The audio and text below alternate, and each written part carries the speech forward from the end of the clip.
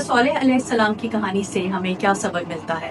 نقۃ قوم سمود کے لیے ایک امتحان تھی۔ اسے عزت دینا اور انصاف کے ساتھ اسے پانی فراہم کرنا ان پر فرض تھا، لیکن انہوں نے اپنی امانت کو توڑ دیا۔ انسان کو زندگی میں اللہ نے رشتوں اور روحانی راستوں میں ذمہ داریاں دی ہیں۔ جب وہ ان ذمہ داریوں کو پورا نہیں کرتا اور اپنا عہد توڑ دیتا ہے تو انجام اکثر تباہی ہوتا ہے۔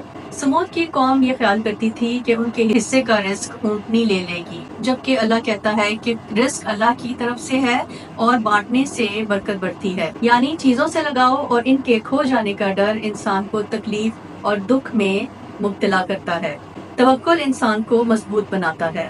اگر ہم اونٹنی کی مثال کو ایک استعارہ سمجھیں، جیسے کہ ایک ناممکن جگہ سے اونٹنی نکلی، ویسے ہی ہمارے اندر بہت سی صلاحیتیں ہوتی ہیں جو صحیح حالات میں ابھر کر سامنے آتی ہیں، چاہے وہ ذاتی ترقی ہو یا روحانی بیداری۔ جب سمود کی قوم نے اللہ کی نشانیوں کا انکار کیا اور اونٹنی کو قتل کر دیا تو تباہی ان کا مقدر بن گئی۔